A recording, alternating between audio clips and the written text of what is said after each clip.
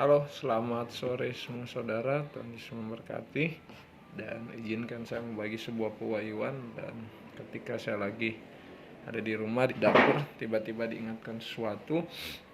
Dan hari ini saya mau berikan tema sebuah Tuhan yang taruh, yaitu menjadi murid Yesus, bukan menjadi murid yang mencaplok apa yang hamba Tuhan taruh. Karena apa?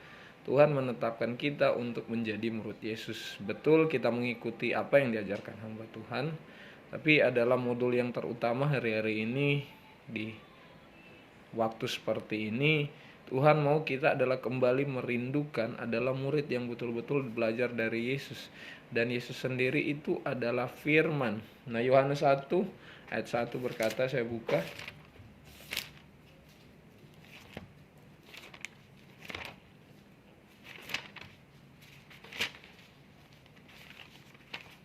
Yohanes 1, pada mulanya adalah firman, dan firman itu bersama-sama dengan Allah, dan firman itu adalah Allah. Nah, hari-hari ini Tuhan mau kita kembali kepada pengajaran yang murni, yaitu adalah firman itu sendiri. Dan kita ada dihadirkan ketika kita bertumbuh di dalam Tuhan, kita mau untuk mengenal Tuhan, dan kita kembali kepada firman Tuhan. Firman Tuhan di bagian lain di Mazmur berkata, sebab titah Tuhan itu adalah murni. Nah, mari kita menjadi seorang pribadi yang hari-hari ini betul menjadi murid-murid Yesus. Amanat Agung berkata bahwa pergilah, jadikanlah bangsa semua muridku, dan baptislah mereka di dalam nama Bapa, Anak, dan Roh Kudus, dan ajarlah mereka semua apa yang telah kuajarkan dan kuperintahkan kepadamu. Artinya begini, kita melihat lagi sebagai orang-orang murid perjanjian baru, kita melihat apa yang dituliskan di firman. Dan betul kita belajar dengan hamba Tuhan lain, tapi kita tidak mencaplok semua apa yang mereka katakan itu sebagai pewahyuan utama. Adakah kita lebih mempercayai mereka? Betul, kita menghormati apa yang mereka dapat dan karena mereka hidup. Tapi Tuhan mau juga kita kembali kepada firman yang jelas, di mana kita menemukan kehidupan, damai sejahtera, dan sukacita. Karena itu Tuhan mau.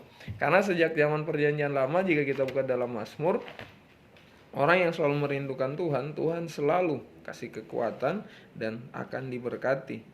Mari kita buka di dalam Mazmur 1.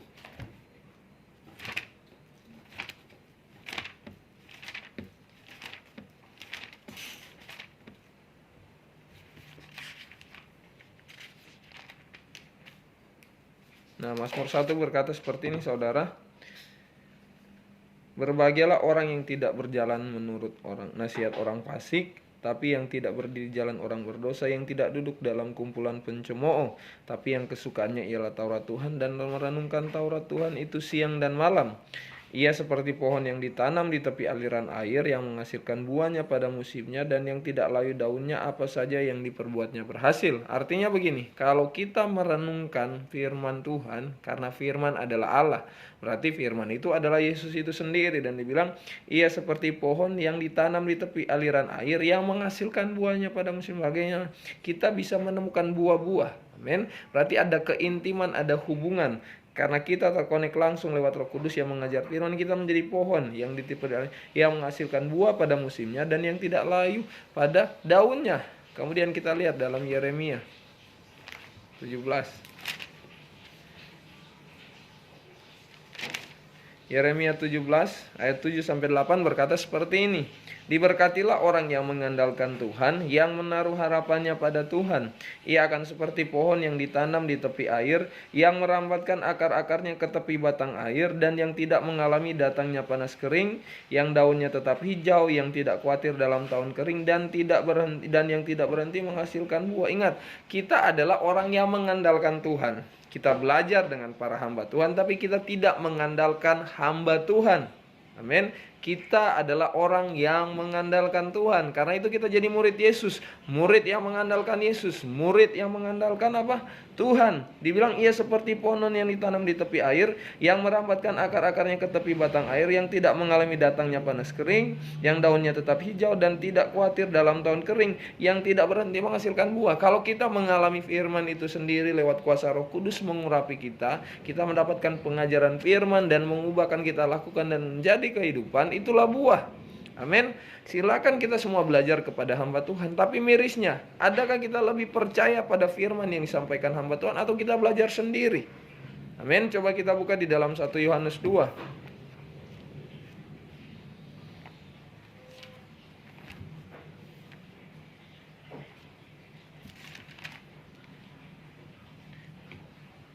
1 Yohanes 2 ayat 27 berkata, sebab di dalam diri kamu tetap ada pengurapan yang telah kamu terima daripadanya. Karena itu tidak perlu kamu diajar oleh orang lain, tapi sebagaimana pengurapannya mengajar kamu tentang segala sesuatu, dan pengajarannya itu benar, tidak dusta, dan sebagaimana ia dahulu telah mengajar kamu, demikianlah hendaknya kamu tetap tinggal di dalam dia. Kita sudah diajar oleh Tuhan, dan kita bertobat memang betul lebih hamba Tuhan. Tapi penting, para hamba Tuhan menuntun semua orang-orang atau jemaat untuk menjadi murid Yesus, bukan menjadi murid saya. Saya kalau menghasilkan murid, saya layani bukan murid saya. Itu muridnya Yesus, bukan saya. Ada banyak pengajaran saat ini, saya lihat ada hamba luar biasa, Ibu In, Pak Philip Mantova, atau Pak Gilban. Semuanya kita bisa belajar, dan saya senang juga belajar. Tapi mari kita kembali kepada firman Tuhan murni. Tuhan mau kita melihat ada pengurapan yang di dalam kita yang mengajar lewat Roh Kudus. Coba kita buka di dalam Yohanes, kita kembali kepada Injil Yohanes.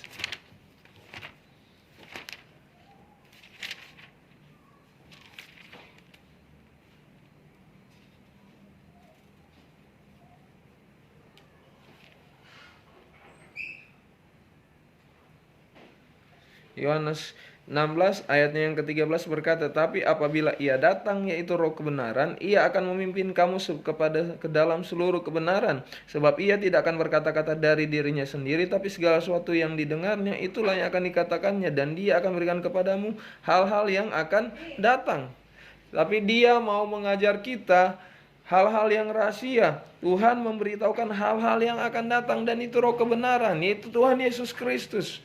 Mari kita belajar kembali kepada firman, belajar kepada apa yang tertulis di dalam Alkitab. Kita tidak menjadi murid yang pengajaran blok A, blok B, blok C, dan semuanya. Yang Tuhan mau kita kembali kepada firman. Saya suka belajar dengan berbagai hamba Tuhan, tapi saya tahu patokan saya adalah firman utama sebagai standar. Firman Tuhan sebagai standar utama. Kenapa? Masing-masing punya karunia. Orang punya karunia, ada di karunia penginjilan, karunia pengajaran, pengembalaan, kerasulan, kenabian, dan semua berbagai jenis pengajaran. Tapi setiap orang yang ada dalam karunia masing-masing, Tuhan mau kembali kepada firman. Dan masing-masing orang mempunyai karunia untuk bertumbuh. Berbeda, tidak sama, dan itu unik. Karena setiap orang menjadi murid Yesus punya gayanya sendiri. Anda lihat penginjil, Torben Sondergaard, Todd White, Daniel Kolenda, Andres Bisoni. Mereka semua punya penginjilan yang gaya berbeda. Dan yang Tuhan mau, saya menjadi emon yang tahu firman Tuhan versinya saya, bukan versi orang lain. Karena saya belajar apa yang Tuhan taruhkan di dalam hidup saya. Dan saya mencoba melakukan. Saya belum sempurna, saya masih belajar. Tapi artinya begini, kita menjadi muridnya Yesus yang belajar firman-Nya. Bukan belajar hanya pada hamba Tuhan dan jadikan itu sebagai patokan utama. Kenapa? Tanpa Tuhan kita tidak bisa apa-apa. Roma 12 ayat 3 berkata seperti ini, berdasarkan kasih karunia yang dianugerahkan kepadaku, aku berkata kepada setiap orang di antara kamu, janganlah kamu memikirkan hal-hal yang lebih tinggi daripada yang patut kamu pikirkan, tapi hendaklah kamu berpikir begitu rupa sehingga kamu menguasai diri menurut ukuran yang dikaruniakan Allah kepada kamu masing-masing. Kita menjadi murid Yesus, kita belajar firman, punya karunia dan kepercayaan Tuhan pada kita masing-masing, sehingga kita bertumbuh berdasarkan firman, bukan menjadi murid yang hanya patok hamba Tuhan sana, patok hamba Tuhan sini. Karena apa? Kita belajar langsung di dalam firman. Dan penting, ketika kita mengenal firman, kita tinggal di dalam Dia. Kolose 2. Saya buka dulu saudara. Kolose 2 ayat 6-7 berkata seperti ini, kamu telah menerima Kristus Yesus Tuhan kita, karena itu hendaklah hidupmu tetap di dalam Dia. Hendaklah kamu berakar di dalam Dia dan dibangun di atas Dia. Hendaklah kamu bertambah teguh dalam iman yang telah diajarkan kepadamu, dan hendaklah hatimu melimpah dengan syukur. Firman Tuhan, kamu telah menerima Kristus, kita sudah menerima Yesus, dan karena itu hendaklah hidup di dalam Dia. Bagaimana kita bisa hidup? Ikuti panduannya, firman Tuhan langsung. Kemudian berkata, hendaklah kamu berakar di dalam Dia, di dalam Yesus. Salah satunya lewat adalah firman Tuhan dan lewat urapan Roh Kudus, dan dibangun di atas Dia, dibangun di atas Yesus. Hendaklah kamu bertambah tangguh dalam iman yang telah diajarkan. Kita bertumbuh dari iman yang diajarkan, dan kita belajar lewat Yesus. Dan juga ada banyak hamba-hamba Tuhan di dalam Alkitab. Ada Daud, ada Abraham, ada Yosua, ada Rasul Paulus, Rasul Petrus. Karena mereka semua patok kepada firman. Kita kembali kepada firman yang tertulis, sehingga kita bertumbuh karena firman, bukan hanya sekedar patok sama hamba Tuhan. Dan ayat terakhir yang saya sharingkan, ketika kita bertumbuh dalam firman Tuhan dengan urapan Roh Kudus yang mengajar kita, inilah yang akan terjadi. Di dalam Efesus 4 ayatnya yang ke-13. Saudara sebentar. Efesus 4 ayat 13 berkata seperti ini, sampai kita semua telah mencapai kesatuan iman dan pengetahuan yang benar tentang anak Allah, kedewasaan penuh dan tingkat pertumbuhan yang sesuai dengan kepenuhan Kristus. Ketika kita bertumbuh menjadi murid Yesus, bukan murid yang hanya mematok hamba Tuhan sana, hamba Tuhan sini, kita akan sampai dewasa penuh dan tidak akan diombang-ambingkan. Ayat 14 Efesus 4, sehingga kita bukan lagi anak-anak yang diombangkan oleh rupa-rupa angin pengajaran, oleh permainan palsu manusia dan kelicikan mereka yang menyesatkan, tetapi dengan teguh berpegang pada kebenaran di dalam kasih, kita bertumbuh dalam segala hal ke arah Dia Kristus yang ada kepala. Ketika kita bertumbuh berdasarkan firman, kita menjadi dewasa penuh, tidak diombang-ambingkan oleh berbagai pengajaran, dan bilang kita bertumbuh kepada kepala, yaitu siapa? Yesus Kristus. Karena itu hari-hari ini di tengah pandemi, mari belajar firman, kembali kepada firman, dan Anda menjadi murid Yesus, bukan hanya sekedar murid yang mencaplok hamba Tuhan A dan B dan C. Terima kasih buat sore hari ini saya sharing. Terima kasih semua, baik yang di Facebook, YouTube. Tuhan Yesus memberkati.